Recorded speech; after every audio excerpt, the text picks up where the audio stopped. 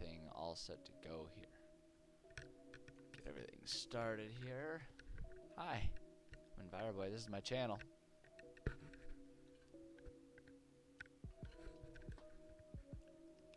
Sorry, I had to hydrate there. Hand crunch an ice cube. Don't mind me. I'm Enviroboy. This is my channel. It's Friday.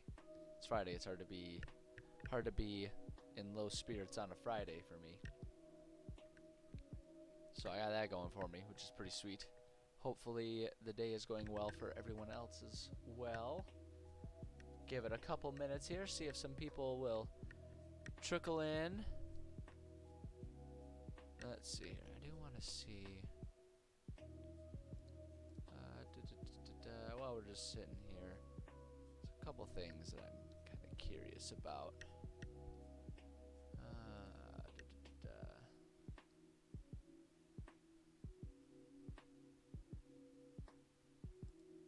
Alright. Just kind of trying to learn a little bit more about how OBS works here.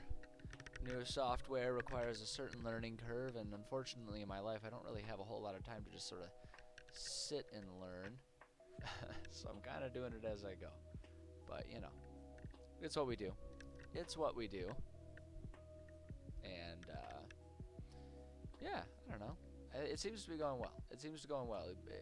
Having used it for about a week now, I am perfectly content with it.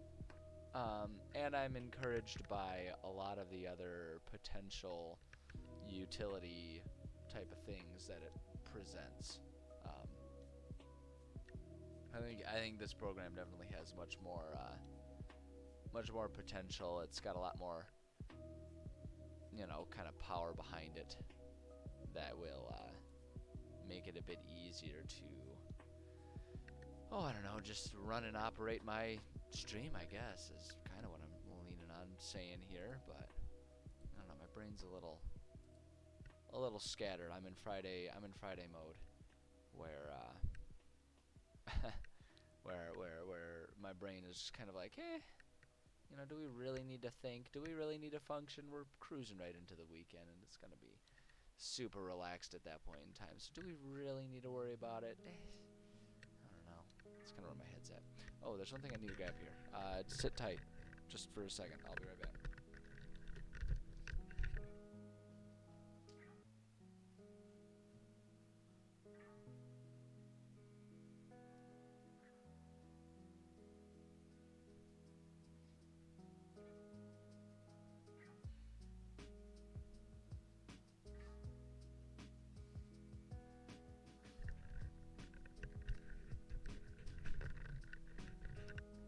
There we go.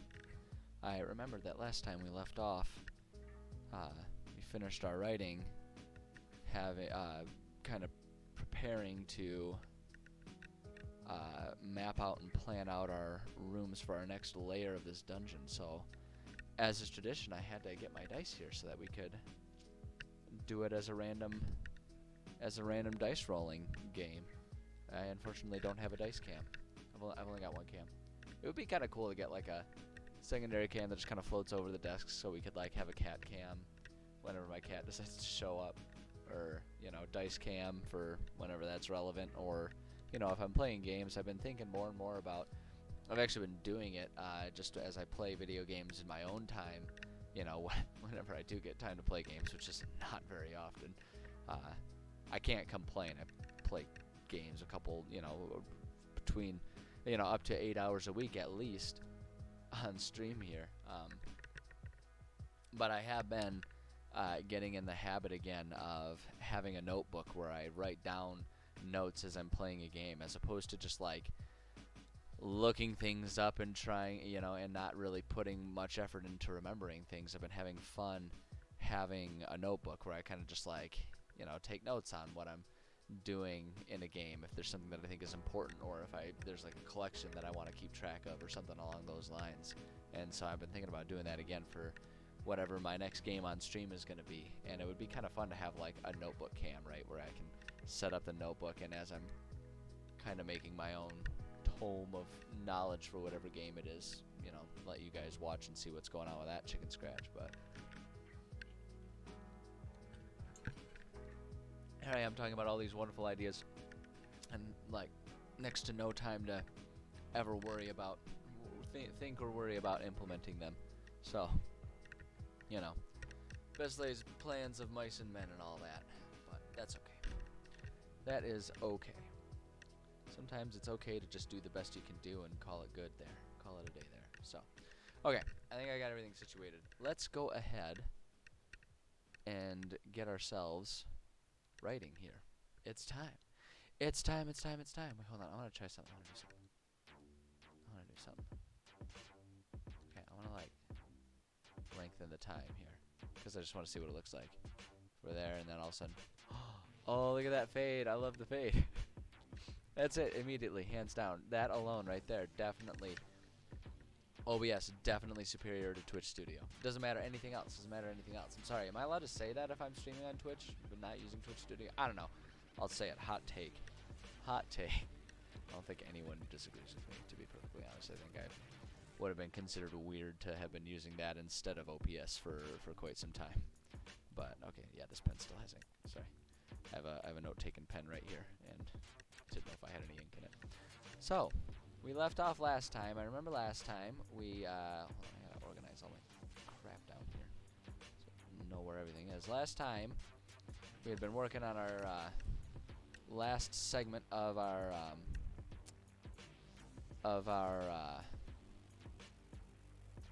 dungeon that we're working on right now. Man, wow, I'm telling you guys, this is not going to be a good,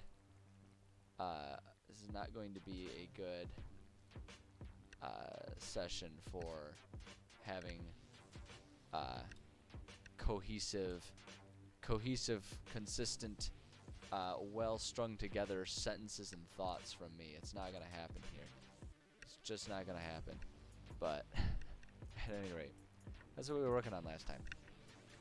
And I really like the way this map looks. I think it looks cool. I think it's got the right type of complexity that I'm always looking for out of my maps. I think it'll work well. And if I remember properly, we had kind of already thought about at least all of the important things. We had thought about where they're going to end up being in here. So I think we're good with that. So the first thing I want to do is I want to go ahead and excuse me. I want to go ahead and figure out what all is going into the rest of all of these rooms. So I'm going to make myself a little list. This is just, you know, again, sort of emphasizing my gradual return to taking a lot of notes as I'm doing things. It's because it makes it a bit more, I don't know, easy to conceptualize and do things when you write it down, or at least it does for me. And so we've got 10 potential dangers that could show up in this dungeon, and we also have 10 different possible rewards. Now, a lot of those rewards are kind of already planned out, namely the keys. We've already kind of got those all planned out because we need, what was it? It was going to be 2 keys or something. Yeah, you need 2 keys, and then there were going to be 2 clues for where the final, the final treasure is, which is going to be in our room 4 here. So, let me think here. So with the dangers, let me at least write those down. Like I said, we've already got the boss battle figured out, but I think the rest of them we can just kind of roll and figure out where they're going to go. So we're going to have 3 easy battles. Easy. Just writing these all down so I can cross them out once they've been used. 2 medium battles. And there'll be 1 hard battle, and then there's also, there's our 1 boss battle, but we've already decided where that's going to be, so I'm not going to bother writing it down on my list. You guys probably don't care to know that much detail, but about what I'm working on. But we have those, and I do want to put in a puzzle of some sort, and then there's going to be a trap of some sort, and there's always 1 room that's just safe, that doesn't have a danger, and that's the room that can be fortified, and that's like game mechanic-y, you know, it's a little heavy on the game mechanics, but that's the room that's like, yeah, if you guys want to fortify that room and take a long rest that way, then you can, you know, avoid the risks of wandering monsters interrupting your long rest. So we'll do that. And so now for our rewards, let me see here. I know we need to have 2 regular keys. and we're gonna have 2 clues. So now I gotta think about just what the rest of our rewards would be. And then essentially nix a couple, like 1 or 2 of them, because we're not gonna have our keys. I mean, we really only need to nix 1, because normally we would have 2 keys and a boss key, and we still have the 2 keys. And then just rather than a boss key, we've got 2 clues. So I'm not too worried about that. I guess we also have the Hall of Wisdom key. So I'm just gonna do main reward is what I'm gonna put down there. So that's our key. So we know we've got that in there as rewards. So we're based. So I guess that means we're gonna nix 2 of them. The key we can probably, I think we'll do that instead of an item. We'll go ahead, because usually I would put some sort of item, some sort of weapon or piece of armor or something that's interesting for the players to find, right? Like in the last one we had that interesting rope, right? That's just like, there's nothing special about it, but it's kind of a unique rope that'll give them advantage because it's more than just a rope. Someone tied knots in it to make it easier to climb, you know, things like that.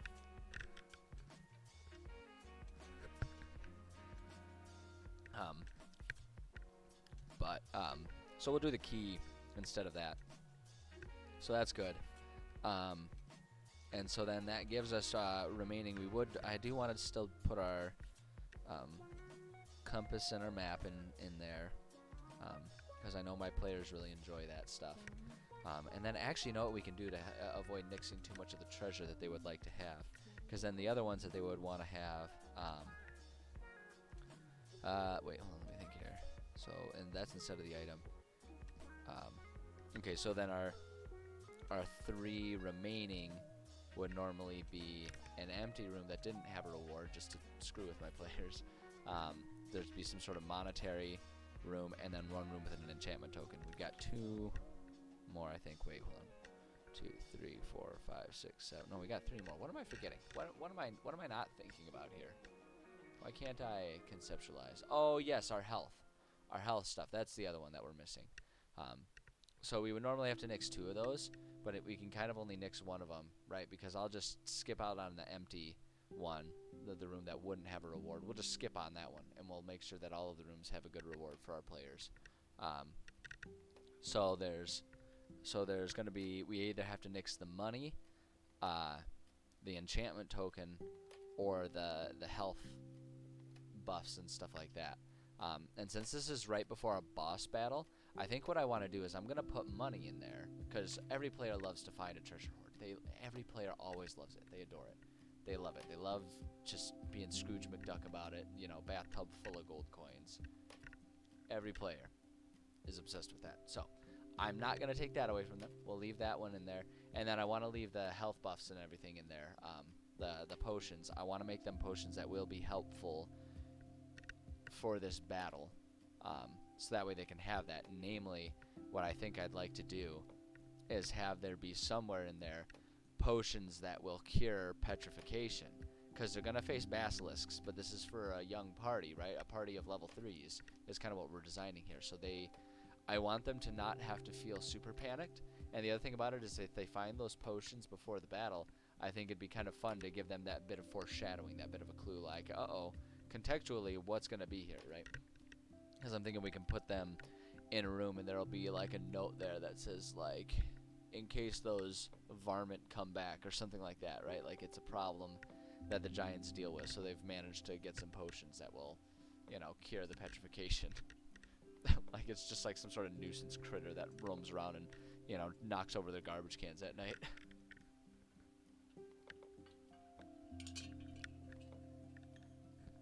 Oh man, all the ice in my water bottle there is shrunk so that it keeps like choking me as I'm trying to drink water.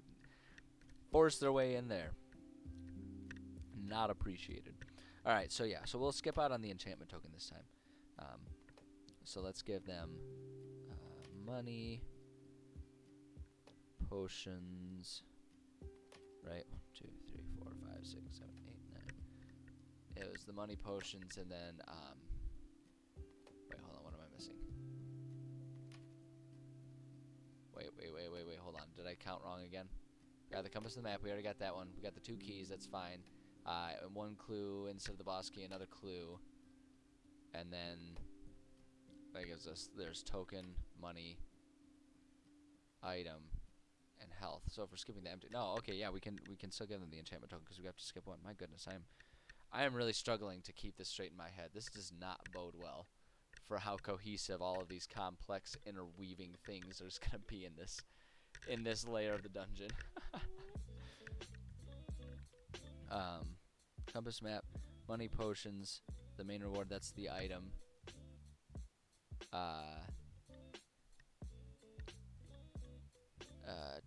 If we're skipping the empty,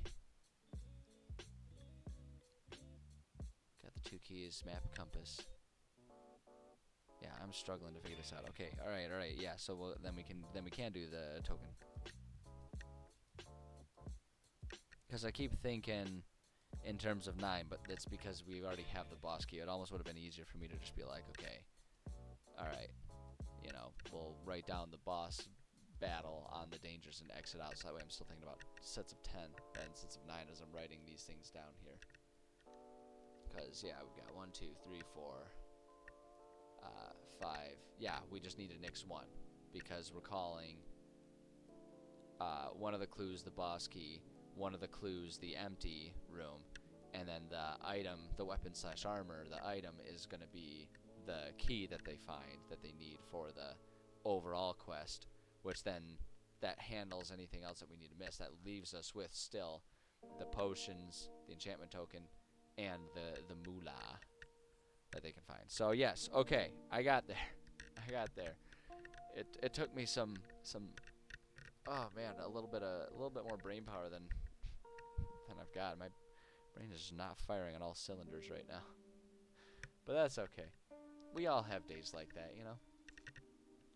But I ain't no quitter, so we're gonna keep going on with things. Alright, so we're just gonna start rolling to see what things are associated with what rooms. It can really just be as random as we want it to be. It doesn't really matter here at this point. We've already planned out all the important things. So let's see. So room number 1 for the dangers. I'm just gonna go. Well, we'll do 1 room at a time. So for the danger in room 1, that's gonna be room 1's gonna have the hard battle in it.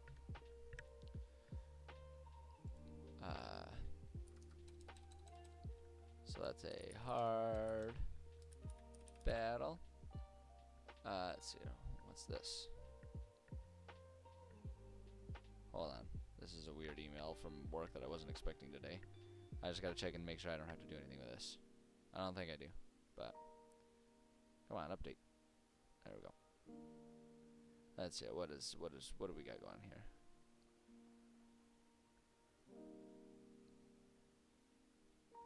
Okay. It's not an emergency. Thank goodness. So okay, so that first room is going to have the difficult battle, the hard battle in it. And then for the reward, that will be in there. What number is that? It's a 3. So that one's gonna have one of our clues in it, I guess. Right? Oh wait, hold on. I should check and make sure. Oh no, I've already got the clues and everything already mapped out. So hold on, we can just exit those out and then we'll try again. So we got the clues mapped out. We got the keys mapped out, and we've got the key to the Hall of Wisdom mapped out. Okay, yeah. We already got those 5 figured out. So we can, for room 1, we need a different die. We need our D6 will be the best one there because we got 5 options that it can still be here. Oops, wait, hold on, that was not right. There we go. Alright, so that one's gonna have our enchantment token in it. Okay, I got there. Oh boy. Boy, oh boy. Man, people are gonna come in here and be like, wow, this guy's a real dummy. Why is he struggling so much here? So enchant token, and we will figure out exactly what that token is when we get to the room. But right now I want to finish mapping everything out here. So that one's good. Okay, room number 2. This one is going to have an easy battle in it. So decree the dice.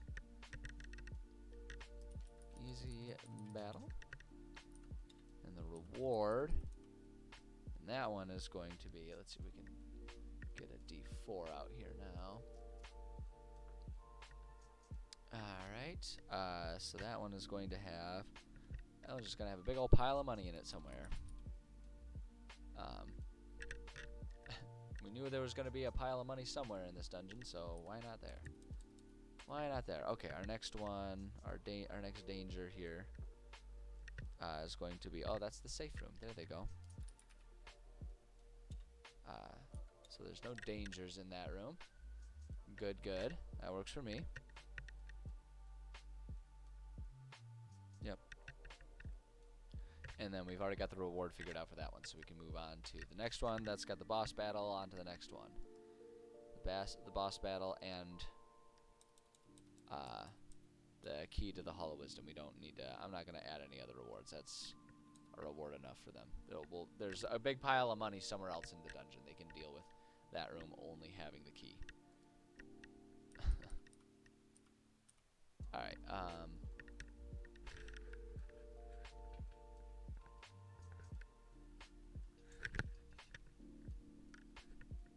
okay.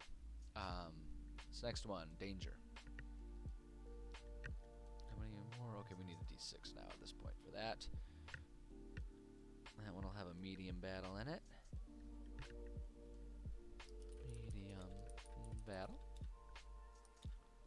And then this one, we've already got the reward figured out. That one's going to have the clue. And that's good to go. Okay. So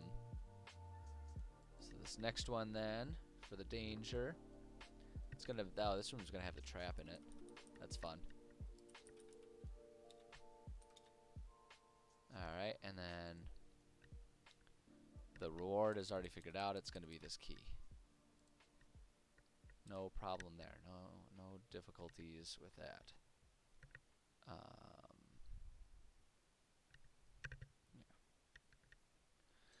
All right.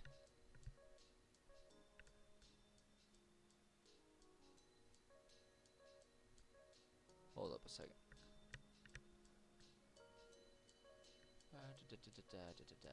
Oh, uh-oh, getting raved. Or getting raided. It can be a rave. I don't know. Why not? I don't know why I said that. My brain is not working today. Getting raided. Oh boy. Oh boy. Well, thank you. I appreciate it. I appreciate it, guys. Yeah, all credit goes to my friend. It's a friend that I've had since second grade. Since second grade. She and I were neighbors growing up, and she these days has her own hairstylist business. So whenever I need a haircut, I go to her, and she does an excellent job. So all credit goes to her. But thank you. Yes, I appreciate it. Welcome everyone. I am sitting here struggling to get my brain to function properly today. My brain is just like not interested in firing on all cylinders today. It's Friday, and I am just totally checked out of everything. So it's clunky and awkward, but you guys can laugh at me while I'm working on this dungeon here. But welcome everyone. Thank you, Dave for the thank you, G Dave, for the for the raid. I appreciate it. Appreciate all of you guys joining, for sure. All right, let's see here. What was I doing? Oh yeah, we're trying to figure out what kind of dangers and rewards are going to be in all the rooms of this dungeon. I've got like the predetermined list, but then I just kind of randomly decide what goes in each room, so that way it can be kind of a fun challenge to make it all make sense at some point in time. So this one's going to have an easy battle in it. Easy battle. And then I got to figure out a reward for this one here. Let's see here. So the reward that can be found in this room is okay. That's where the quote unquote compass will be. Boom. Put that in there. I have no idea what form that thing's gonna take. I have not thought about it in any way, shape, or form, but we'll get there when we'll figure that one out when we get there. Just one step at a time, you know. All right. This next room is gonna have some sort of puzzle in it. That'll be the danger. Some sort of puzzle that might get them injured or killed if they can't figure it out. And then the reward we've already figured out for this one is gonna be a clue for finding the like final thing that they're trying to find here. Boom, there we go. There'll be a game stream after this one. Yes, I am planning on one more session of American Truck Simulator today before we dive into something else next week. But yes, I will be doing my usual gaming stream. It's a little somewhere around an hour and a half from now. We will be switching over. So yes, that will be happening. Faux show. Faux show. Alright, what do we got going on here? So this room is going to have a medium battle in it. Medium battle. And then for our reward, this one will have the map in it. And again, I don't know exactly how that's going to end up looking, but we'll get there when we get there. Which means that by default, what we have left here is this is going to be an easy battle. Ba-boom, ba-boom.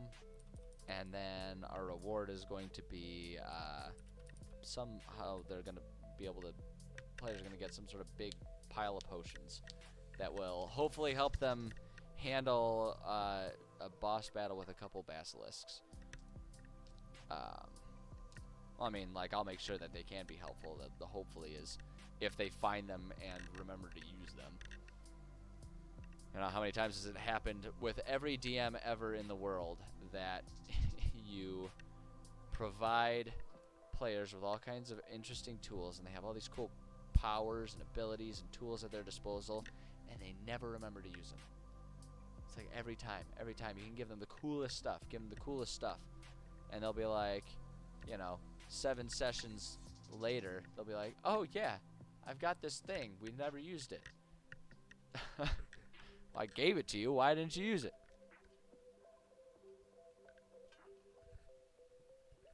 But hey, that way if they get themselves killed, let it not be said that I didn't provide them the tools they need to succeed. If they're too foolish to use it all. Alrighty, so let's see here. So we got that all figured out. We can get rid of our little template thing here. Let's get that gone just so it's not cluttering up our workspace here. Okay, we do need to, did I remember to do that part up here? I did. Okay, we gotta first just do our wandering monster or random encounters that I use, just our for if they're taking long rests and not really thinking about setting up a proper perimeter watch type of thing here. So we'll being weird here. There we go. There must be. I'm convinced. Okay, this is a side tangent. This isn't related to anything I'm writing. It's a side tangent about OneNote. I'm convinced that there's a bunch of like keyboard like hotkeys and stuff that I'm accidentally pressing that I'm not aware of. Because I'll be sitting here writing, and randomly my cursor will disappear, and it'll start like not responding to certain inputs that I try to do until I press escape, and then it starts acting normally again. So I'm convinced OneNote has a bunch of secret key commands that I'm completely unaware of and have not been able to find any sort of instructions on that continuously screw with me.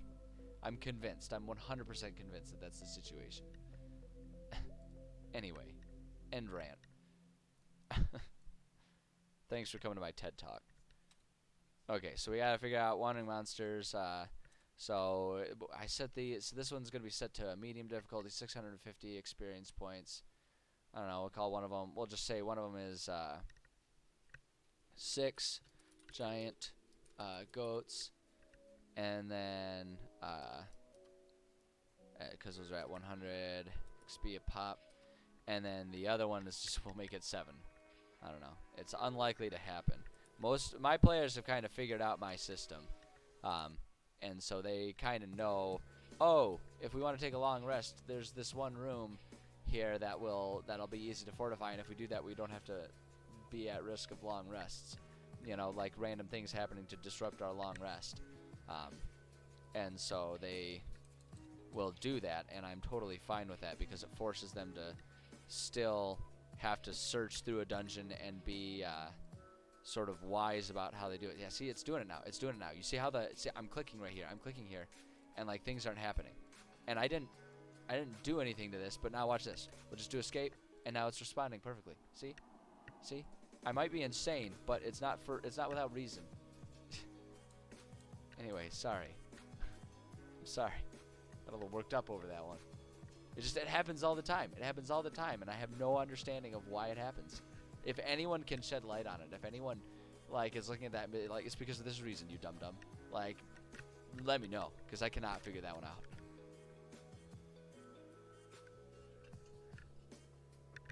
Alright, let's see here.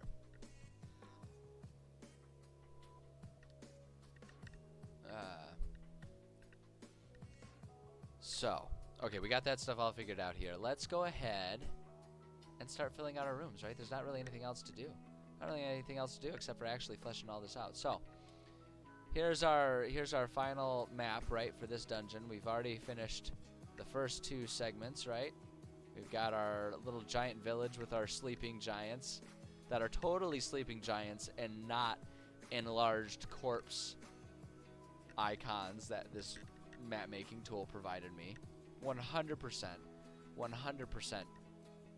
giants.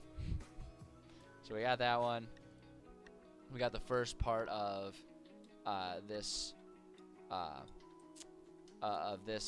shrine that the players are going through, and then up here is the second part of that shrine that the players are going through.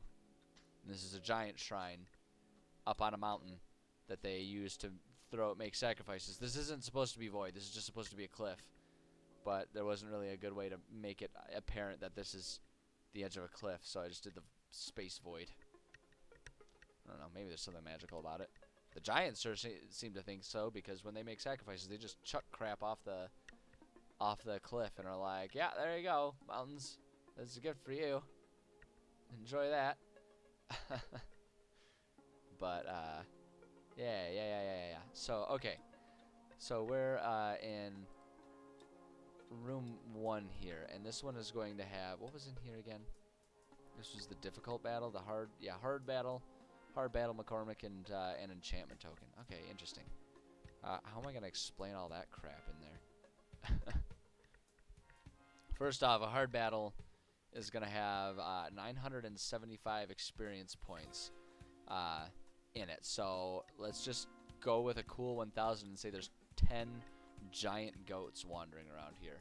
Why not? This is like the final stage of this somewhat large dungeon. So we can go ahead and really lay it on them here. So hard battle. Let's see here. And so we're gonna say it's ultimately worth. Oh wait, no, I want to put it here. Ultimately worth 1,000 experience points. It's a little more than prescribed mathematically, but that's okay. We can play fast and loose. It'll be fine. It's fine. Don't worry about it. I'm not. Why should you be? Okay. Yeah, we'll just 10 giant goats. Boom. Oh, that'll screw with players. So many goats. So many goats. Knowing my players too, if they came across a battle like this, they would just absolutely poop a brick. They would 100% just go poo-poo in their pantaloons. Absolutely. Because, like, I guess, I don't know, maybe all players are like this, but I don't mind.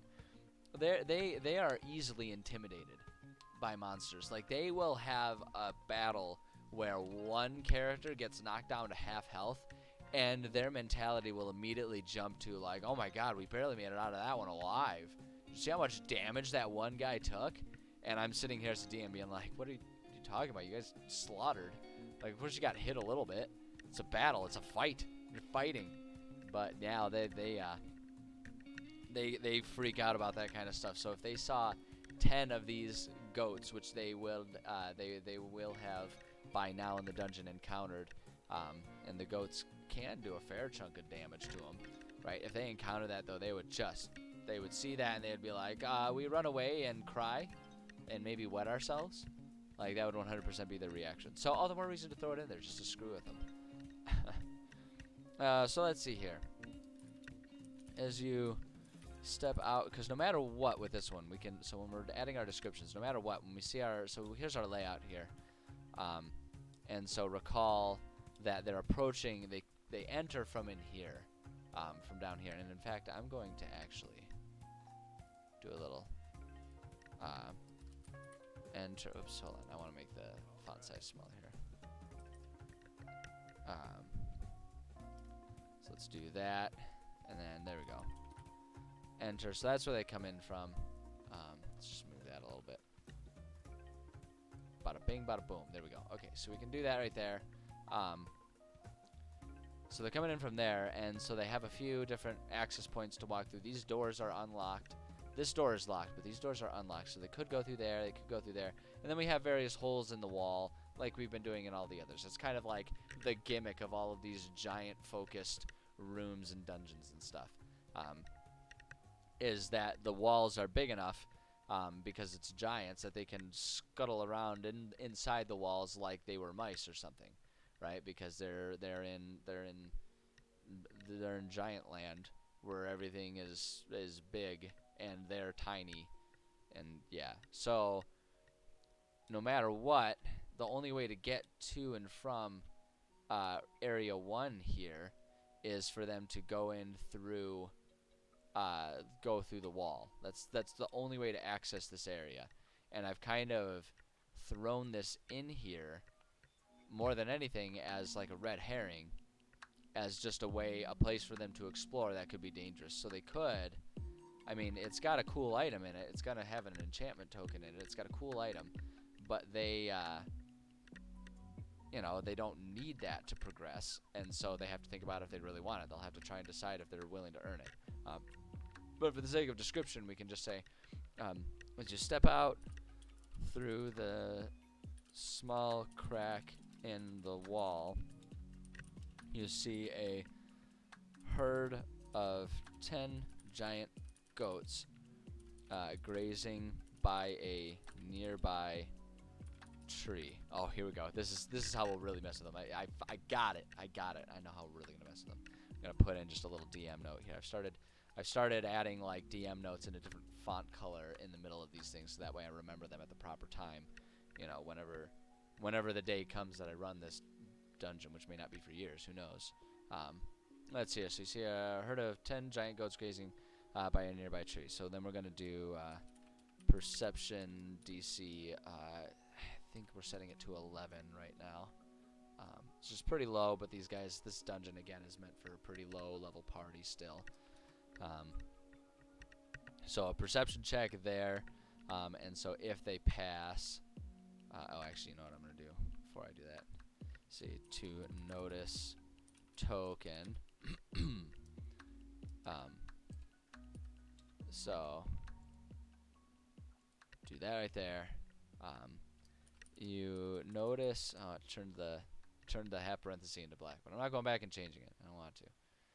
You notice a small object gleaming at the base of the tree that is surrounded by the goats.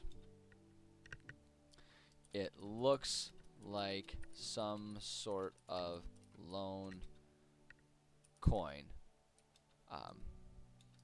Unfortunately, these goats have not proven friendly to other creatures who invade their personal space.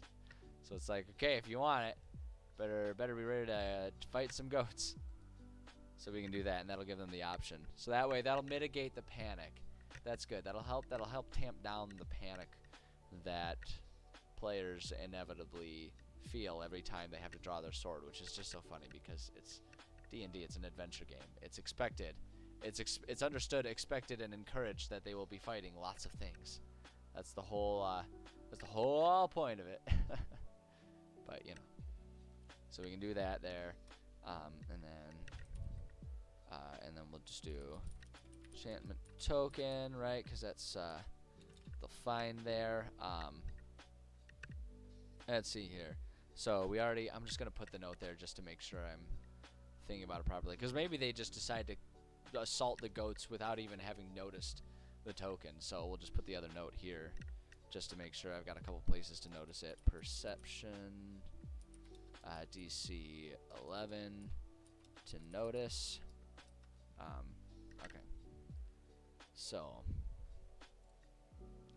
Okay. So the first thing we got to do now for this one is I got to decide what sort of spell is going to be in this enchantment token. For those of you who are not familiar with my enchantment token system, it's a completely homebrew system. It's something that I have done for my players, and my players seem to enjoy it. So I keep going with it. And what it is it's very game mechanic-y. There's not a whole lot of like in-game logic or reasoning for these things to be like they are. But like I say, my players like it, even though it's very game mechanic-y, and so we go with it. What the enchantment tokens are is it's a token that is imbued with the magic of one spell that exists in the rules as written lore. And the idea is that rather than giving players rewards in the form of magical items or having them purchase magical items, instead they can collect up these tokens and they can imbue their items with these tokens that they find. So they can imbue their items with some sort of magical effect. And we kind of make it a fun collaborative effort to try and figure out what would, how, if you have multiple enchantments, how would they interact with each other? Would they be compatible? Would they damage things and all that kind of stuff? But what it does is it gives players the opportunity to keep building their own legendary weapons as opposed to constantly ditching out on weapons and items because they found something that seems a little better. And players seem to like that. They like the fact that they can like have their players or their character's signature item and be able to just sort of like slowly build up and improve that item, right? So that way it's like if they have a hammer, right, that was, a very character themed hammer, right? This was a hammer won in battle from the greatest general of the enemy that I slayed and took his hammer as my prize. It's like this very personalized story weapon. And it's like, it's always such a shame when it's like, I've got this hammer, and then they immediately, like, 10 sessions in, find a +1 hammer of beating, and they're all like, well, it's +1. Screw this story. Let's take this other one, right? There's something that's kind of a bummer about that. So rather than doing that, it's just you give them tokens so that they can add cool, unique powers, and they can build up whatever, like, they can try and theme their weapons. They can try and, come up with a certain collection of different enchantments to add to it if they wanted to intentionally try and have interactions with different spells on their items, right? Try and add like thunder and lightning to their hammer to make it Mjolnir, right? If they wanted to do stuff like that, they can totally do that. It gives them the sort of potential to be able to do that throughout a game. And so that's why I do it. It's not a perfect system. It could certainly lead to broken weapons, which I personally don't mind because I'm just playing this game for fun with my buds. So if they have a weapon that's kind of broken, I'll throw in some tougher enemies, but mostly I'll just smile as they lay waste to whatever monsters I throw at them. Because I think it's awesome when my players destroy everything in sight. But yeah, that's the system. So we need to choose what spell is going to be here. And I'm going to be perfectly honest, I've not thought about it at all. So let's go ahead and pull up here. We'll just go, my way of doing it, game rules, that's what we need. Go to spells, and we'll just look through until I find something that seems like it'd be kind of fun and cool there.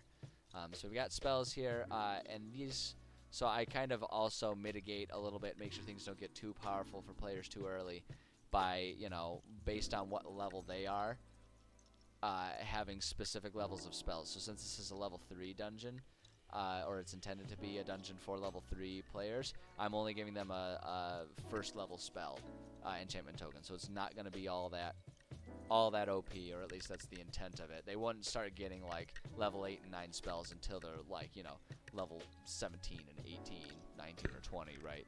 That's when they can start getting the really awesome crap.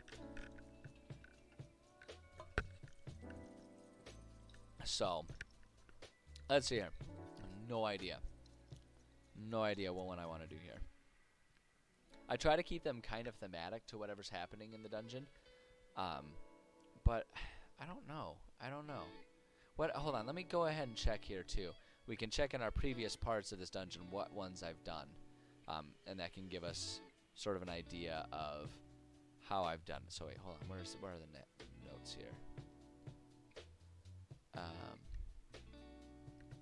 Here we go. Here's this token. Okay, we've done Shield of Faith. Oh yeah, because it's like a shrine. It's a ritual shrine, so it's kind of doing things that are almost like gifts of the god, like prayer related, right? So it's like Shield of Faith is an option there. So that's what we did for that one. For the token. And then the other one is let's see here. We did purify food and drink in it with that other one. Okay, and that one I just thought was funny because they're visiting the giants, the giant village, to poison their water supply. They've been contracted to do that, essentially. So we can do it. So I mean, really, there's not a whole lot of consistent theme there, other than this being a sacrificial thing. So let's try and find something that like seems like it fits a general theme of like make a sacrifice to receive a gift. Oops, that's not the tab I need. This is the one that I need. So let's figure this out here. We got Absorb Elements, Alarm, Animal Friendship, Armor of Agathis, Arms of Hadar, Bless. Oh, we can just do Bless. I mean, you know, make a sacrifice to get blessed. Why not? That's a good one. We'll keep that one in mind. Let's see what other things we have here. Ceremony. Ceremony is good. This one would actually be really good. This would actually be really interesting. Give them the token of ceremony, because that's what the shrine is. It's a shrine where they can perform, you know, sacrificial rituals, a ceremony of sorts, you know, for giants. They're not complicated rituals because giants just chuck things off a cliff, but you know, or at least the giants in my homebrew do. But that would be a good one. I would like that. In fact, I feel like I remember looking this one over and thinking, oh, this would be a good one, but maybe I should save it for the last one where there's actually going to be, you know, an altar where they would do shrine or rituals and stuff. So yeah, let's do ceremony. I'm just gonna call it. We'll do ceremony now. So now I gotta figure out though how this all fits into a token that can then be put into an item. And so this is kind of the fun creative writing part of it. And this one's gonna be really complicated because there's all these different types of ceremony that it can do. You perform a special religious ceremony that is infused with magic. When you cast the spell, choose one of the following rites, the target of which must be within 10 feet of you without the casting. Atonement, you touch one willing creature. Bless water. So here's what I'm feeling. I'm feeling like we just pick one of these. Just pick one of these. And have the token be specifically just that one thing. But I don't know. Let me see here. Atonement, touch a willing creature. His alignment is changed. DC 20 on a successful check. Restore the target to its original alignment. Could do that.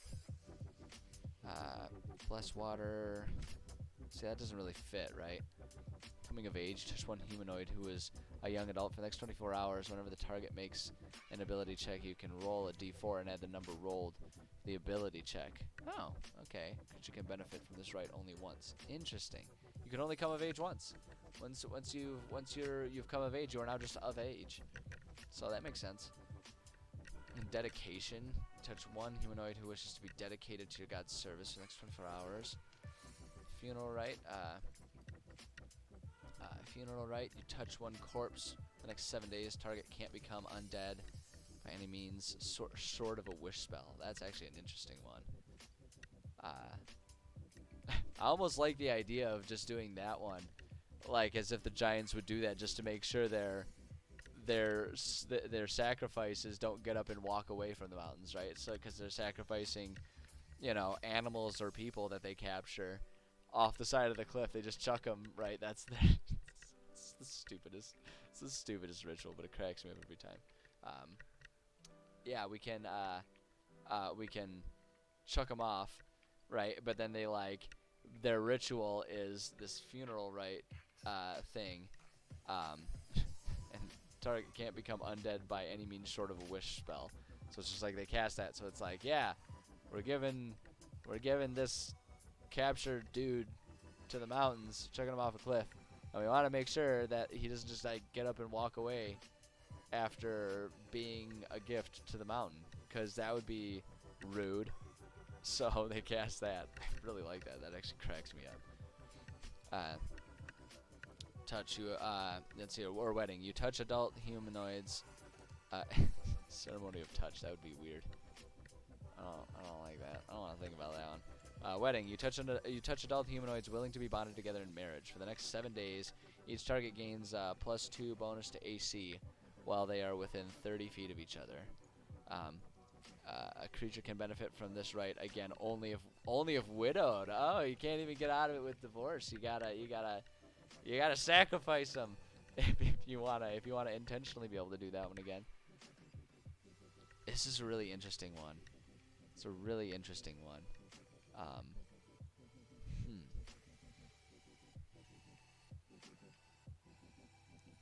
This would be really interesting. Hold on, I'm gonna look at some other ones just to be sure. I really like this one though. But I want to just see here. Wow, there's so many of them. Create or destroy, comprehend languages, just by command. No, you know what? No, let's commit to it. It's gonna take a little bit of extra work to imagine this one though, because we have to imagine exactly how any of these rituals would work, right? Because either the token can do any of those rituals, or we choose just one of them. But then we got to figure out what the other ones would be like, because that means that we've set the precedent that whenever we use that enchantment token, there's only going to be one thing in it. And so if I'm going to be consistent in my world, it has to be that way for all of them. So it's, you know what? It's Friday. I'm feeling a little froggy here, so we're going to goof off and do that. And also it's my stream and I can do what I want, and you guys are just along for the ride. So ha. Sorry, that was rude. That was rude and combative of me. I apologize. Oh boy. No, I think, see, this is really fun for me. I actually really like thinking about all of these things. So we're gonna go to our magic tab here, and this was this an abjuration? Is that what it was? What school of magic was this? I blanked on it. Yeah, it's an abjuration one. So we can just take it into, we can just go into abjuration here, level 1. All right. So you can see we already did Shield of Faith, and then because it would bother me if I did it any other way, I'm just copying that for the sake of the formatting. Ceremony. There we go. It has to be alphabetical.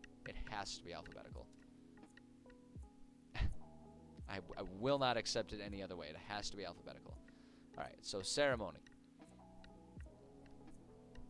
So we're going to do, I'm going to do one for each of these ceremonies. So we're going to basically make 6 enchantment tokens here. And we're along for the ride. If you guys have any ideas and suggestions on what these look like as being an enchantment upon an item, you let me know. Otherwise, I'm just going to riff it here. But this will be an interesting thing. Okay, so here's how we're going to do this one. So we'll say this. I've been using the word imbibement just because enchantment is a school of magic, and imbibement is still kind of accurate there. So we can do it that. So we'll say this, this imbibement, imbibement. Oh, wait, hold on. Where am I? Imbibement. There it is. Hey, Gabby, how's it going? Good to see you. Let's see, this imbibement, is specific. Let's say, actually, we'll say each token with this imbibement chooses. Let's see here. Each token with this imbibement. How am I trying to say this so that's clear? Each token with this imbibement only includes one of the 6 potential ceremonies. There we go. That's what I'm trying to say with it. So you were eating eggs with cheese and diced tomatoes. Sounds delicious. Thank you for sharing. I like myself a good brunch or dinner or breakfast, whatever time of day it is. Point is, breakfast food is delicious. Breakfast food is delicious. Okay, so we're gonna do just one bullet for each thing here, and we're gonna have to like figure all this stuff out for each one of them. But I'm totally okay with doing that. This sounds like a lot of fun, honestly. Okay, so atonement. So first one is atonement. Atonement. Oh, actually, you know what? No. Okay, here's what we're gonna do. We're gonna come up with like different things from, but the sentience and the curse potential for making these magical items with this thing is gonna be the same for all of them, and that's like part of the curse and like the behavior of it, if it's sentient or whatever, is going to be based on the fact that there are 6 different versions of it. So I think that'll be good. Oh, you know what'd be interesting? If the token has that, but like the players have to choose which one of them. Like they can choose which of the 6 ceremonies is like imbued on it. I'm gonna ponder on that one. We'll think about that one mechanically as we go along with writing these. But let's just work on writing our stuff out here. Atonement. You touch one willing creature whose alignment has changed, and you make a DC 20 Wisdom check. On a successful check, restore the target to its original alignment. Okay. So I don't think so. Given the nature of how this one works, I don't think we need to differentiate between like items or weapons, because some of them it makes sense to differentiate between doing an item, like doing a worn piece of armor versus a weapon, particularly if it's an attack spell. It'll behave differently.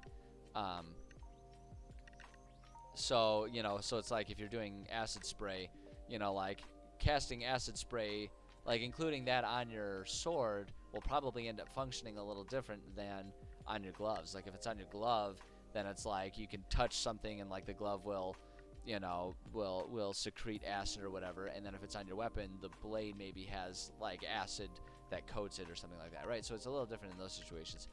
But something like this, right, it's not really going to be different. It's not really going to be all that different. So we can just kind of say what it does.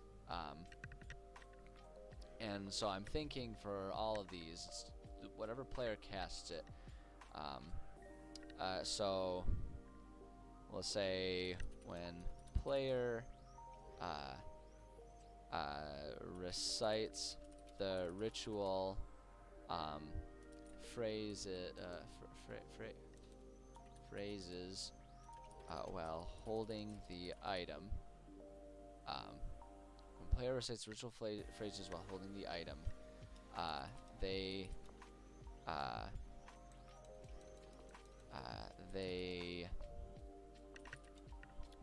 can then place a hand on the intended target and attempt to purify their soul. On a successful DC 20, what was it? It was wisdom, right? Where are you? Where is it? Right here. Oh, yeah, wisdom. It says insight, but yeah. Okay, so wisdom check. On a successful check, you restore to the original alignment. Okay. Let's see here. Successful DC 20 wisdom check. The target's alignment is returned to its original state. So now the interesting thing about atonement is I feel like in most campaigns that one actually wouldn't be all that useful, because I think most groups don't focus too much and don't worry too much about your alignment, namely how it changes over time. Um, that said, then you just don't worry about that part of the spell, so it's not a big deal. And the other thing is a lot of groups, well, not a lot of groups, some groups do. Some groups really pay attention to that, and there are reasons for that to be paid attention to, depending on how like one NPC or one monster responds to different people of different alignments. So like there's function to it, even though it's one of those mechanics that gets kind of pushed to the wayside, just because I think it's one that includes very little concrete rules. It's kind of more so just a judgment call. And most people, just because of that, they're not constantly thinking about it, and so they just kind of forget about it. You just kind of forget about it. Like, you use that as that initial descriptor of like, oh yeah, my character is generally a good guy. And then as time goes, even if you start playing your character a little differently, no one really thinks about that as an actual alignment.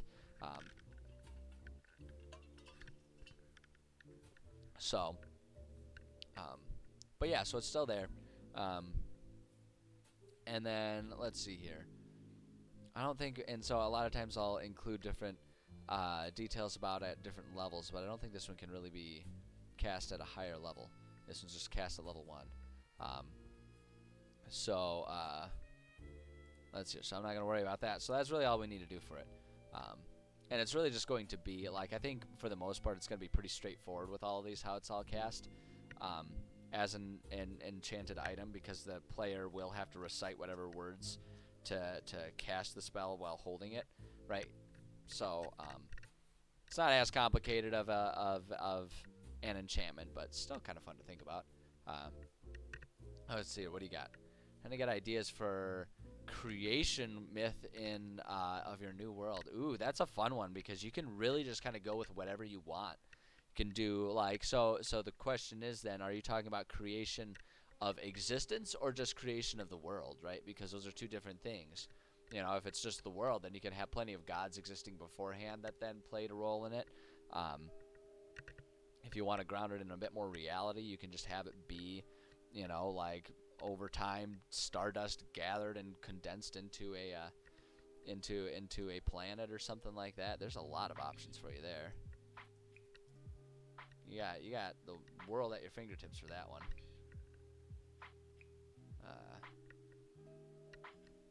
Yeah, so let's see here. Okay, let's see here.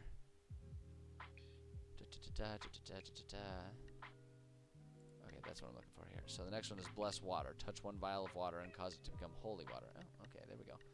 That one's an easy one. Let's see here. Shoot, what was it actually called? Was it actually called? Bless water. Bless water. Okay. Bless. Oops. There we go. Bless water. When player recites the ritual phrases while holding the item and a container of water, the water turns to holy water. I almost want to say it turns into holy wine, but that might be a little too blasphemic. Existence or world. Well, I mean, if you're gonna do a creation, the other thing too is when you're talking about a creation myth, do you want it to be an accurate myth, or do you want it to just be like a story that people believe even if it's inaccurate? Because if it's just a story that people believe, then God, you can go with anything, right? You can go with the chariot across the sky pulling the sun level of things, right? Like you can do whatever you want in that type of situation. But like if you actually want it to be the reality of how it happened, then you want to try and focus and pay attention to sort of what the reality and what the rules of your world are. What types of things are and aren't possible via magic, via physics, all that kind of stuff. And so just kind of come up with something that's at least internally logical. It doesn't have to be something that could actually happen in real life per se, but you want it to follow its own internal logic. You want it to be sensible to itself, if that makes sense. So let's see here. Let's see here. So the next one is coming of age. Touch one humanoid who is a young adult for the next 24 hours. Whenever the target makes an ability check, you can roll add a d4 and number roll to the. Okay. Okay, so here's what I want to do for this one. Okay, so coming of age. When the caster touches the target with the imbued item, the target can then add 1d4 to any ability check for the next 24 hours. The target also experiences a cracking voice and a little extra body odor. Coming of age. Boom. There we go. It's canon. I'm leaving it. I'm leaving it. Oh boy, I do not miss being a teenager, that's for sure. I miss some of the fun things that happened to me while I was a teenager, but the process of being a teenager, I don't miss it. I don't miss it.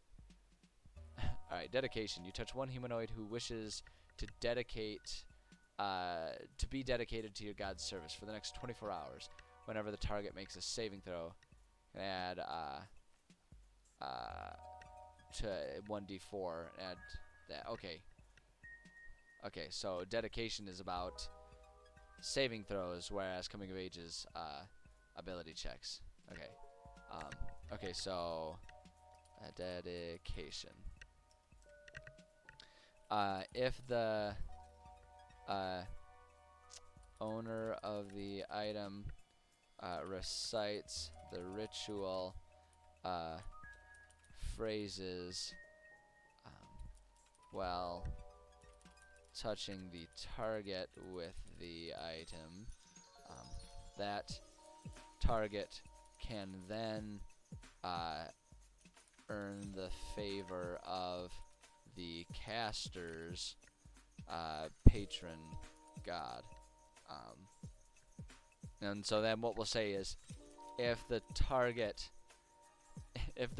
invokes the name of the god while making a saving throw, they may add 1d4 to the roll. So in that situation, so that one's like they have to say, you know, like He-Man style, for the castle of Grayskull, right? Like they have to invoke the name of the god, otherwise they don't get it. Like they have to prove that they're dedicated, which I like. It's just adding a little levity to all these things. Funeral rite. You touch one corpse, and for the next 7 days, the target can't become undead by any means short of a wish spell. Okay, so here, this one, I'm gonna put a little extra rule on this one. Okay, here's what I'm gonna do for this one actually. A funeral rite. I'm gonna say can only be imbued on a weapon if a creature is slain with that weapon, or if the wielder injures. Hold on. Whoops. Wow. Injures a corpse. Oopsie. Where is it? There it is. Injures a corpse with the weapon. The target cannot become undead for 7 days.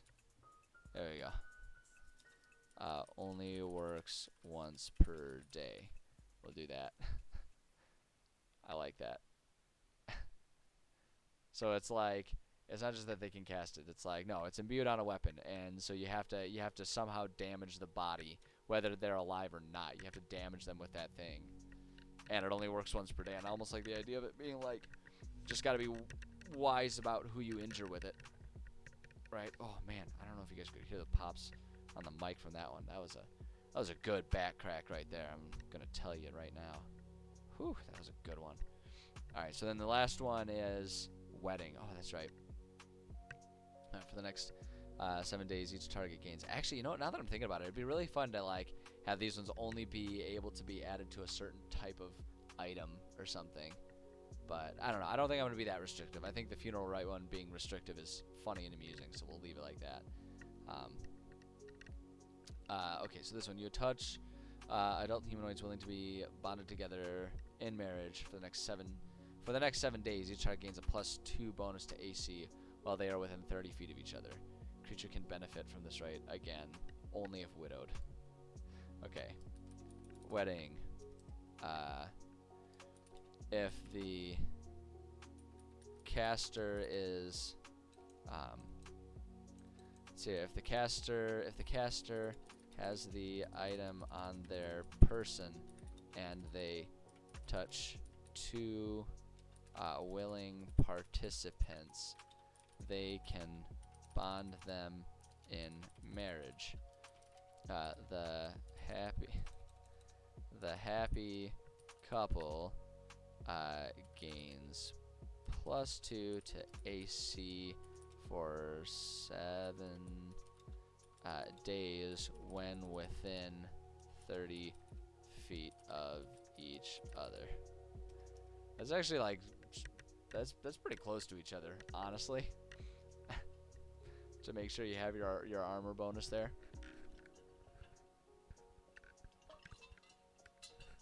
Like, that could easily become restrictive on a battlefield. I love it. Absolutely love it. Okay, so we'll do that. Now the fun part. Sentience/curse. Let's figure out what'll happen if they create a sentient or a cursed item. Because that's one of the things with that's one of the things that I do with these enchantment tokens is, because the idea is, like, the idea for most of the things that I do, the idea is I try to give players things that they can be doing during their downtime. So it's like long rests aren't just a matter of like, okay, hit the long rest button and then keep going. It's like, no, like, it's a planned thing that you guys are stopping and taking a rest because you need it, right? Like, that's the intent of it. And so I try to give them plenty of like downtime activities to do. I try to focus on those types of things when I can. So that way, if players want to try and craft or enchant things of their own, as long as they're like magical in nature and can do that, they can slowly work on it. But in the process, depending on how things go, there's always the possibility that they could accidentally grant sentience to a weapon or create a cursed weapon. So I always like to, I always have a lot of fun with these. So first, let's do sentience, personality traits. This is always a fun one. So I basically just do, if it's good, like, you can randomly roll it. If it's neutral, it just like kind of quips and doesn't do anything. But if it's good, evil, lawful, or chaotic, or any combination of the two, it will add different effects to the item or to the weapon or whatever it is, and it can lead to some really funny things. But I like to try and like predetermine those based on what the spell is. So if it's good, well, always cast the spell as intended, and will always compliment the caster on performing the ceremony well. Will also remind caster what am I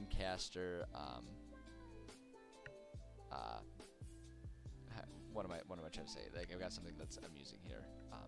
Also remind caster to send a card to the newlyweds 3 days after conducting the wedding spell or the wedding ritual.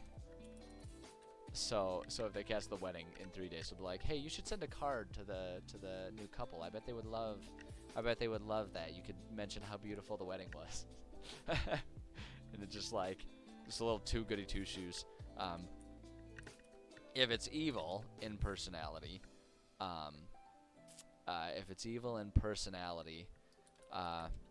will berate and try to distract you while you're reciting the ritual phrases, which amuses me. Yeah, we'll do that, and and also, let's see, this is a good one. We'll refuse to cast atonement, atonement on anyone trying to become less evil. So if there's someone who's been evil and has been getting good, but like for some reason, if they want to return them to being more evil, he'll just like the evil version will just refuse to do it. Be like, no, we're not doing that. I'm not letting you cast this spell. It will not happen. Let's see here. Lawful requires that the ritual phrases be spoken exactly right, or else will demand you do it again. And what we're gonna do is charisma check DC. I don't know. We'll make it like a 13 or something like that. Kind of challenging, but not too bad. But I think that'd be really funny. It's like, no, we have to do this right. This is a serious ritual. You can't goof off with this. I need you to do it right. And we'll make that color. There we go. That's good.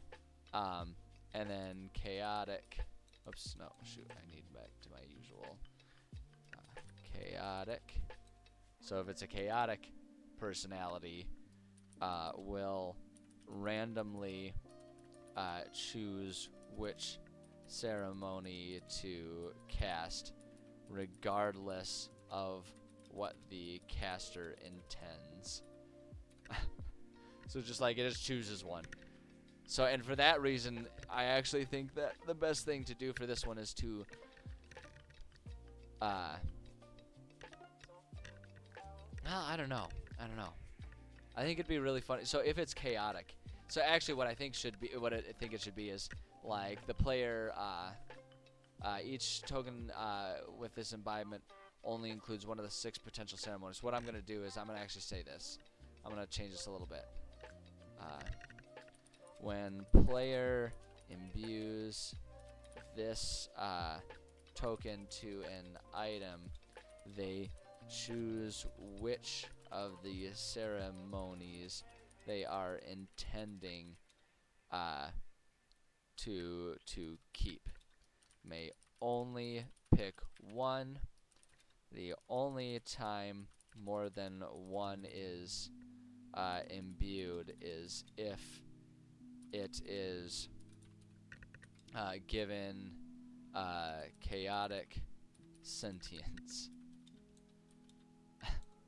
Just cracks me up. Let's see here. I really like that. I like that a lot. I think that's really funny. So we can do that, and then now we just got to come up with curse stuff. Curse traits.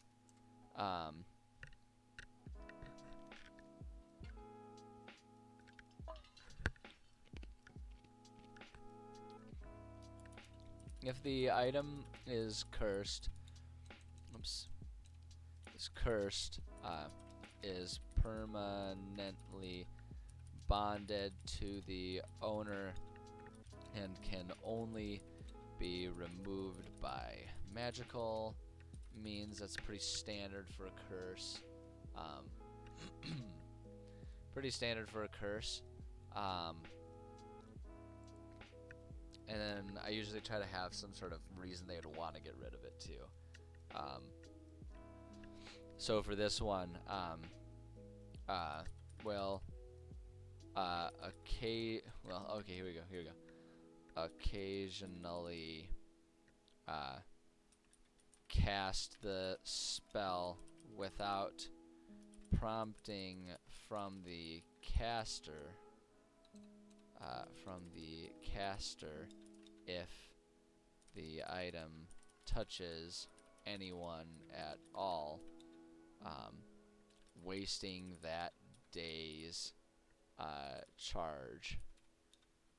So it might accidentally do that. And I actually really like the idea.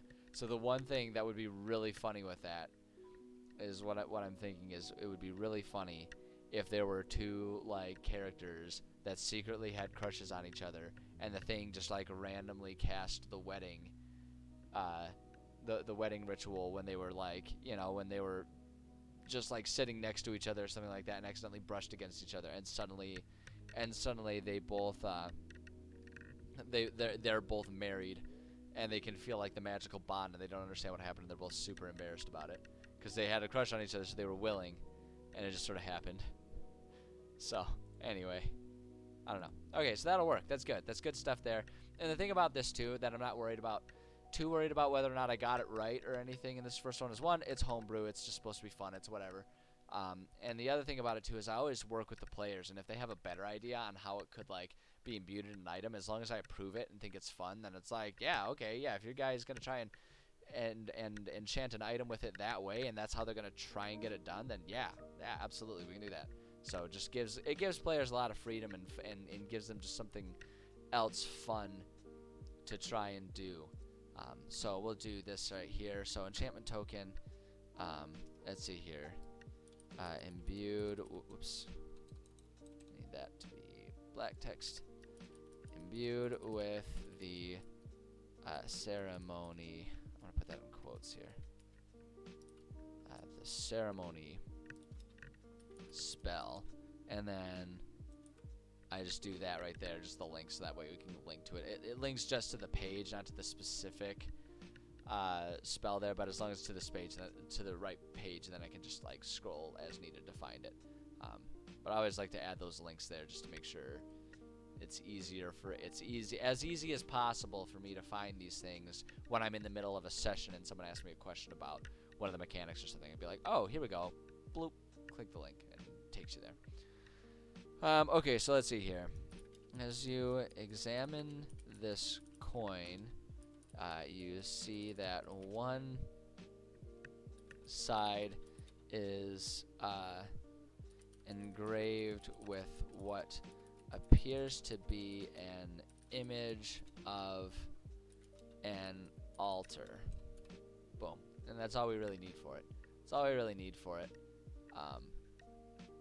You know, so that just kind of gives them a little clue there. And like my intent, the idea here, and I'm not always good about enforcing it, being strict about it, because I just like to tell my players what cool things they have. But my intent is always like, give them some clues about this, and then they can try and do like arcana checks and stuff to figure out exactly what it is, or like part of the process is they do research, you know, just to like, I'm really big on giving players stuff to do in downtime, so that way it's not just always like, okay, we spend a week in town, buy supplies, and then let's go, right? I like there to be that opportunity for them to actually make use of that time for their characters on top of, you know, whatever stuff they need to take care of in town or anything like that.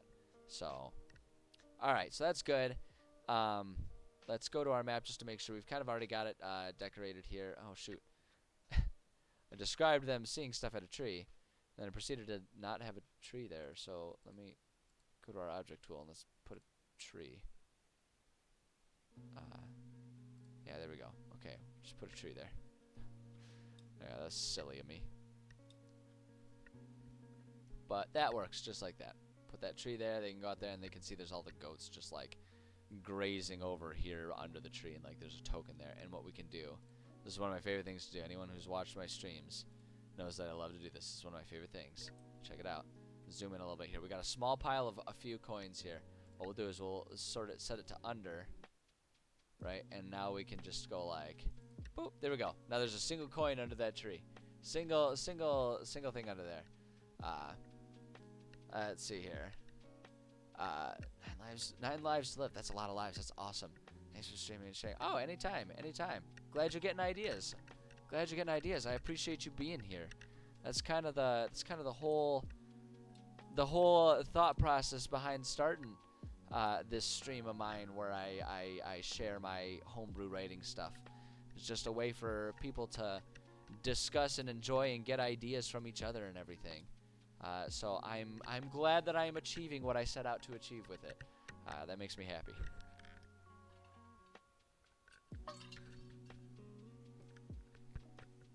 Let's see here. 100%. Hell yeah. Hell yeah. Okay, so we got this here. We don't really need to add anything else here. I don't put the monsters, even though we know there's going to be like the giant goats there. I don't put the monsters on the map here because these maps will essentially turn into just like PDFs, and so I don't want them permanently just to appear there. So if it's a monster that's going to move around and stuff, we don't put them there. But we got our token and everything there. That's great. It's perfect. Great. It's great. Okay, save our changes there. That's perfect. All right. So we got one room done. Got one room done. So we still got time. We got like 20 minutes left on the stream here. Let's freaking do at least one more room. This one will be an easy one to get done. So this is an easy battle here. That gives us how many? Oh wait, hold up. Got to figure out how many experience points to toss at them there. So that'll be 325. Hold on. What room is this? Room 2. Okay, that's gonna be the wall interior. So that's gonna make it a little tricky here. I gotta figure out how we're gonna do that. Because that's a lot of experience points that we gotta do. But I gotta try and figure out how to make sure it makes sense for a lot of these animals, a lot of these creatures to be in here. And this is where I'm wondering. Hold on, let me see here. Did we do? Let me go up here. We could go with. We could pull back from what we were doing in other parts of the map.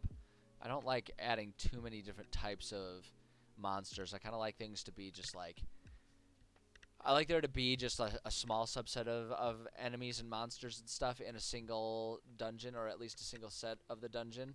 I prefer to do it that way if I can, just because I think it's fun to let players sort of learn how the enemies, like learn what enemies are present in an area and how those enemies work, so that they can then, change their battle tactics and improve there. But I don't think it would be too much to throw in, because they have encountered that they will have encountered them recently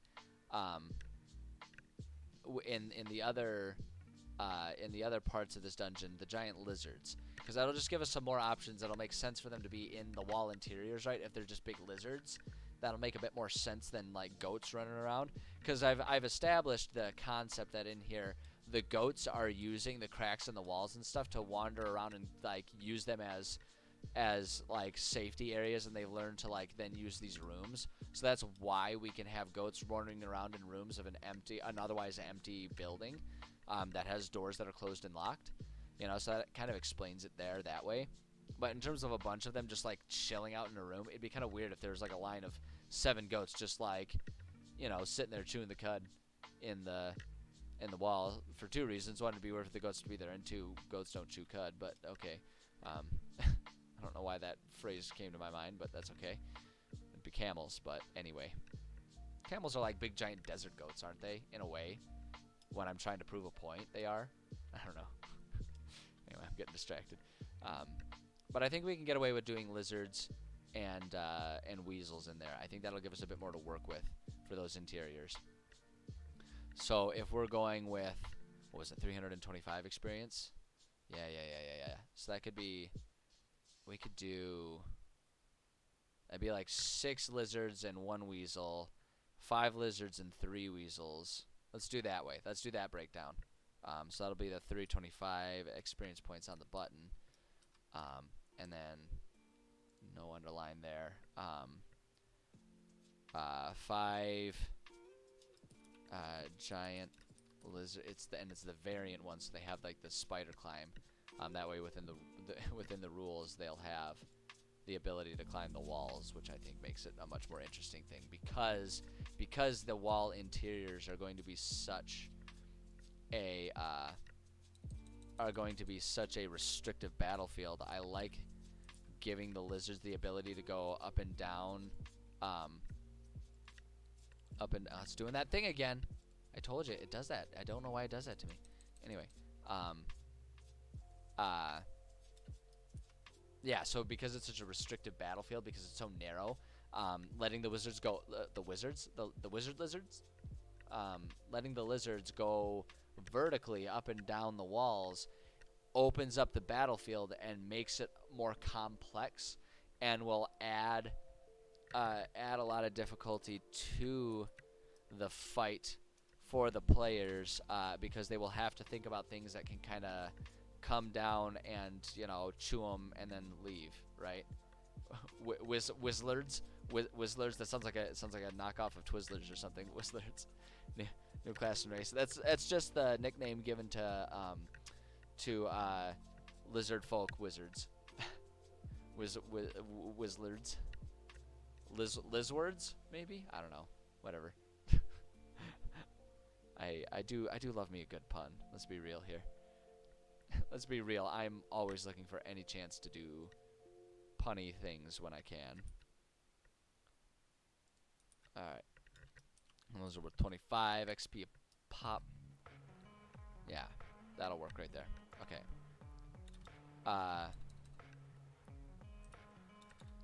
Okay, so as you enter the wall through the not so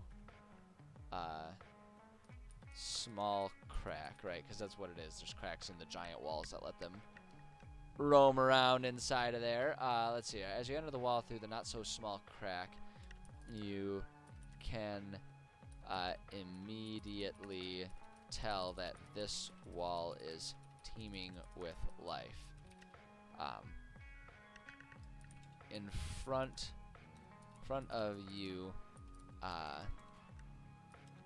you can see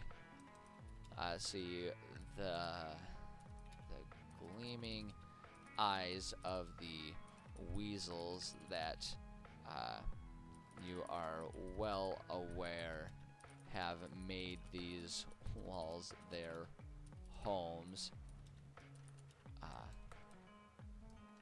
Above you, you can hear skittering noises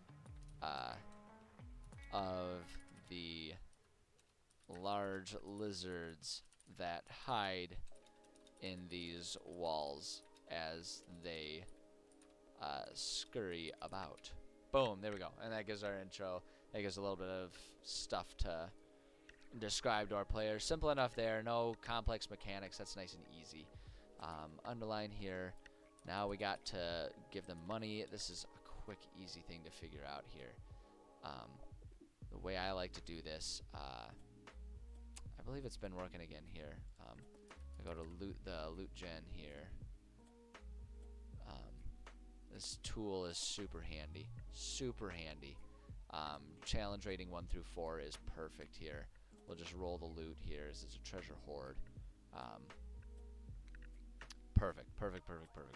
So give them plenty of stuff to find. So what we'll describe here is tucked in the corner of the wall is a skeleton with a pack next to it. Based on the snapped femur bone on the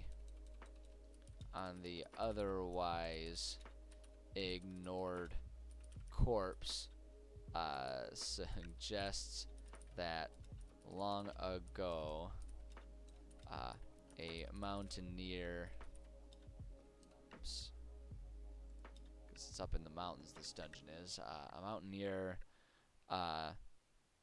injured him/herself and died in these walls as they tried to hide from the wind and the snow of the mountain top. Boom. Sad, tragic, ancient, free stuff. Got that going for us. So now we'll just list out basically everything that was in here. as long as it makes sense, and it will because we've just kind of established that it's an adventurer's pack here. Sorry, I was just in there. 250 gold in coinage. I'm not gonna break it up. I never do. Just it really doesn't serve. I find that it really does not serve any purpose to break up any money beyond a gold. My players have actively said we would rather tip obscenely and just do 1 gold for things at the pub rather than have to do the math out and break down whatever gold we have in our pouches for silver and copper. And I'm like, you know what, that tracks, that's fair. So I just always keep it in gold. I don't ever give them any other coins. Part of me thinks it would be really fun to do it that way, but they just find it tedious. So I acquiesce in that sense. It takes all kinds of compromises to get any group of people to be on the same page. So, you know, that's just one of the ones that I make. I'm not a hero. I'm just a good person. Just sit here, tooting my own conceited horn. All right. So, and then same with the gemstones. I don't break them out into like specifically usually. Let's see here. We'll just say gems here. We'll break it down here. Usually I just present it to my players as like, yeah, there's 100 gold worth of gems here. 50 GP gemstones, so 2 of them. But we'll just write it out there in case, you know, things ever change. So wait, there was a sardonyx, and what was the other one? Star rose quartz. Okay. Sardonyx times 1, 50 GP, and then star rose quartz. Actually, you know what? Wow, that was just miserable. Quartz. There it is. I want to move this. I don't know why, but it is visually easier for me to see and understand what it is if I do the 1x. So that way I know there's a 1 sardonyx. And same with this one. That's just personal preference. There's no actual reason for it. 50 GP. 50 gup. So we do that, and then I saw there were 3 potion of healing, and then what else do we have? Spell scroll of animal friendship. Why not? Sure, that seems fine. Animal friendship spell scroll. Boom, there we go. Alright, now we just decorate this area a little bit here, make it look a bit more visually appealing. This whole, so 8 starts down here, that's the other wall interior, but 2 is this whole area here. And so what I'm thinking is, let's see here. I've already used 1 skeleton, but let's find some others. Well, first off, let's get our spider webs. Always, even though there's not spiders for them to fight, always spider webs inside the wall. I mean, come on now. Like, it only makes perfect sense. So you just do some spider webs and stuff. Just kind of scatter a few of them around. It doesn't need to be all that detailed, but it would just be foolish to have a wall interior that didn't have a spider web. I mean, come on. Come on. Exactly. You gotta have them. You gotta have them. It's just, it's like, I'm pretty sure it's written down in a law book somewhere. If it's inside of a wall, you have spider webs. We'll put a couple right there, I guess. Just like that. It doesn't need to be all that good, honestly. It just needs to be there. Do that one. Do it like that, I guess. Yeah, that works. Okay, there we go. There's just a few of them there. Just old cobwebs. Nothing much to worry about there. And then the other thing here, we're gonna go skeleton. There we go. Oh, good, a seated skeleton. That's perfect. Boom. Poor buddy. We'll just put them leaned up against the wall there. Boom, and then we can go use. I'm pretty sure I have in here. I used. Yep, a good little pouch there. That'll be its pack. Boom. There we go. There they are. Sad and forgotten. DMG page something. Other article 3 is subsection 8. Interior walls must have spidey webs. Yep, 100%. It's in there. It's in there. It's all part of it. It's all official. Don't look it up. Just trust me. It's all in there. There's no getting around it. You just have to accept it and move on with your life. All right, room 3 here. What's in room 3? Oops, wrong one. We need this one. Room 3. This is a safe room. Sweet, that makes things a little bit easier. Okay, let's see here. And so we can describe that by saying, so safe room. So this is the room that they can barricade. Despite the obvious neglect of this shrine, which you suspect is visited by the giants very, very infrequently, you find this room to be very well intact. The door, let's see here, the door has a functional interior locking mechanism, and there is plenty of furniture that, though giant in nature, can be moved by 2 or more people to block the various cracks in the wall. Boom. So you just do that, describe things like that, so that way players know, like, oh, this is the safe room. We can fortify ourselves in here and not worry about wandering monsters and stuff coming in and messing with us if we need a long break. I always give my players the opportunity to do that.